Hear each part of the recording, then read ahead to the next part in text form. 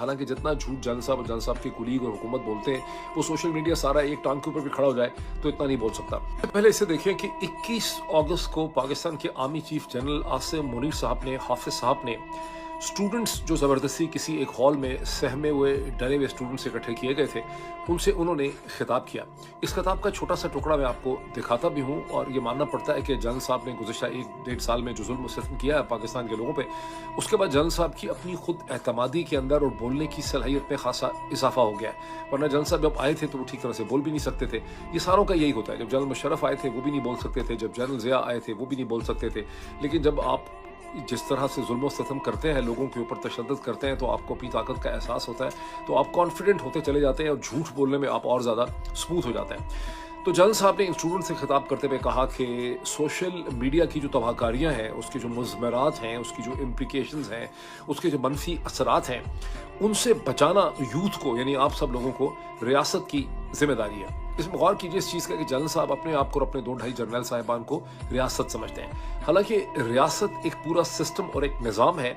Laws का, procedures का, processes का, पॉलिटिकल प्रोसेस का। रियासत किसी एक बिल्डिंग, किसी एक टैंक, किसी एक बंदूक और किसी एक जनरल साहब का नाम नहीं है। लेकिन जनरल साहब चूंकि अपने आप को रियासत समझते हैं, और आपको पता है कि चंद अर्सा पहले पाकिस्तान के एक prominent TV anchor stroke social media के जो जुदागड़ी हैं, उनसे जब उनकी मुलाकात हुई तो जनरल साहब ने अपने आप को कहा था कि आप एक इंसान से नहीं, अब आप एक इदारे से मुलाकात करें। तो जनरल साहब जो हैं वो साइकोलॉजिकली उनकी स्टेट ऑफ माइंड ऐसी है कि वो अपने आप को एक इदारा समझते हैं। लेकिन इन स्टूडेंट से बात करते हुए जनरल साहब ने और भी बड़ी इंटरेस्टिंग किस्म की बातें की। उन्होंने उनको याद करवाया कि शाम, सीरिया, इराक, लेबनान, लिबिया और बहुत से और मुल्क जो हैं वो तबाह हो गए, तबाहकारी। ये उन्होंने नहीं बताया कि क्यों तबाह हो गए, लेकिन असम्पशन बुनियादी तौर पे जनरल साहब की ये है कि अगर फ़ौज ताकतवर नहीं होती तो माशरे जो हैं या मुल्क जो है वो डिस्ट्रॉय हो जाते हैं। अब जनरल साहब की सादगी पे कौन बात करे कि ये जितनी भी सिचुएशंस हैं ये मुख्तलिफ किस्म की हैं, और ये तमाम जो अच्छा, कश्मीर का भी उन्होंने नाम लिया जिसकी तरफ मैं आता हूँ, लेकिन ये जहाँ जहाँ तबाहकारी हुई है, लिबिया के अंदर, सीरिया के अंदर या इराक के अंदर, सबके सर्कमस्टेंसेस भी मुख्तलिफ हैं और हर जगह पे एक पॉलिटिकल प्रोसेस का फेलियर है। Internal and external political process के फेलियर के नतीजे में माशरे तबाह होते हैं, रियासतें तबाह होती हैं। और सीरिया को सीरिया की फ़ौज नहीं बचा सकी, वहाँ पे रूस को लैंड करना पड़ा अपनी फ़ौजी ताकत के साथ सीरिया को स्टेबिलिटी देने के लिए। लेकिन जो सबसे ज़्यादा यानी इंटरेस्टिंग बात उन्होंने की कश्मीर का जिक्र पता नहीं जनरल साहब ने कैसे किया। आज सूरत हाल ये है कि 99.99% कश्मीरी जो मकबूजा जम्मू और कश्मीर में रहते हैं और बहुत बड़ी तादाद में जो आज़ाद कश्मीर में रहते हैं, वो इससे कन्विंस हैं कि जनरल साहब और जनरल साहब के जो प्रेडिसेसर्स हैं, उनसे पहले जो आए 80 से लेकर आज तक,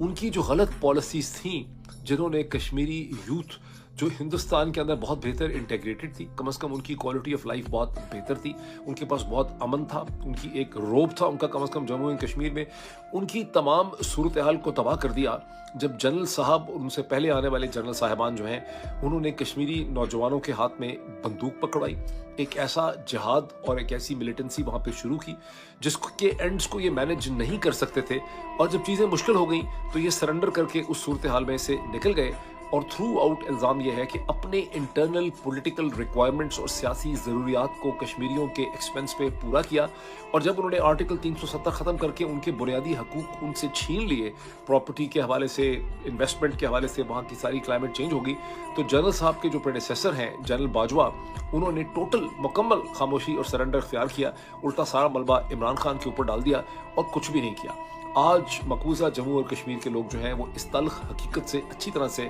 वाकिफ़ हैं, लेकिन अनफॉर्चुनेटली जनरल साहब ज़ाहिर के इस्लामाबाद में बच्चों को बुला के पिंडी इस्लामाबाद में उनको कुछ भी बता सकते हैं।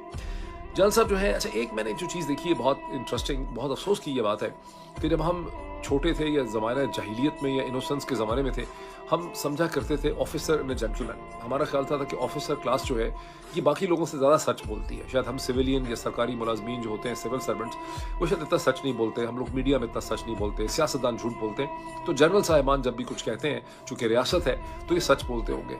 तल्ख तजर्बात से ये पता चला है कि पाकिस्तान में सबसे ज़्यादा जो झूठ बोलने की कैपेसिटी है वो पाकिस्तान के जनरल साहिबान की है। अगर आप इनकी सिर्फ पोजीशन ट्विटर के ऊपर देख लें, क्योंकि अभी हम इंटरनेट की बात कर रहे हैं, 17 फरवरी 2024 से लेकर जनरल साहिबान की टीम की ट्विटर के हवाले से पोजीशन में कितनी तब्दीली हुई है, और अभी मैं इंटरनेट के हवाले से मजीद इनके तजादात जो है वो आपके सामने रखने वाला हूँ। जल साहब ने, जिनका टुकड़ा मैं भी आपको दिखाता हूँ, जल साहब ने वहाँ पे स्टूडेंट्स को मुखातिब करते हुए एक बड़ा एक्साइटेड तरीके से ये भी कहा कि मैं आपकी आंखों में जो चमक देख रहा हूँ और जो यूथ की आंखों में जब मैं चमक देख रहा हूँ तो मुझे इससे पता चलता है कि पाकिस्तान का मुस्तकबिल जो है वो बहुत महफूज है। जब हम आपके जो है रोशन और चमकते चेहरे देखते हैं, आपकी आंखों की चमक देखते हैं, तो हमें यकीन हो जाता है कि हमारा मुस्तकबिल, इस पाकिस्तान का मुस्तकबिल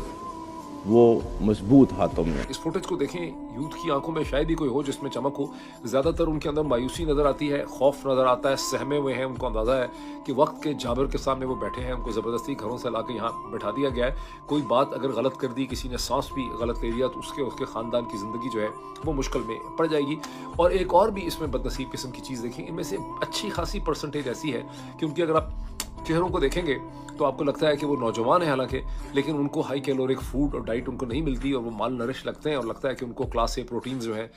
खाने में, खुराक के अंदर क्लास ए प्रोटीन जो है उनको नहीं मिल रहे। लेकिन जल साहब ने ये जल साहब ने पहली दफ़ा सोशल मीडिया के ऊपर हमला नहीं किया। इससे पहले जल साहब ने चंद दिन पहले, रोज़ ही करते रहते हैं, हर हफ्ते जब जल साहब को मौका मिलता है तो जल साहब अपना गुस्सा जो है वो सोशल मीडिया के ऊपर निकालते हैं और हर दफ़ा कहते हैं कि सोशल मीडिया झूठ फैला रहा है, फेक न्यूज़ फैला रहा है, प्रोपेगेंडा कर रहा है। हालांकि जितना झूठ जल साहब और जल साहब के कुलीग और हुकूमत बोलते हैं, वो सोशल मीडिया सारा एक टांग के ऊपर भी खड़ा हो जाए तो इतना नहीं बोल सकता। लेकिन जल साहब ने जो कुछ कहा, यानी 14 अगस्त को जब कैडेट्स के साथ बात कर रहे थे उस वक्त भी उन्होंने कहा कि जो सोशल मीडिया, जितने लोग बाहर बैठे हुए हैं, इनको बैरूनी ताकत, कितना बड़ा झूठ है कि इनको बैरूनी ताकतें सपोर्ट कर रही है। हकीकत यह है कि सारी दुनिया की, मगरब की और हिंदुस्तान की बैरूनी ताकतें टैसिटली, डायरेक्टली और इनडायरेक्टली जो है वो जल साहब ही को सपोर्ट कर रही हैं। आप देखें कि एक भी दफ़ा अमेरिका की हुकूमत ने, बरतानिया की हुकूमत ने, यूरोपियन यूनियन ने, ऑस्ट्रेलिया ने, न्यूजीलैंड ने, किसी भी जो की कंट्री है यूरोप का, उसकी हुकूमत ने, अमेरिकन कांग्रेस को छोड़ दें, किसी की भी एडमिनिस्ट्रेशन हुकूमत ने जनरल साहब ने जो ऊधम बचाया हुआ है पाकिस्तान में,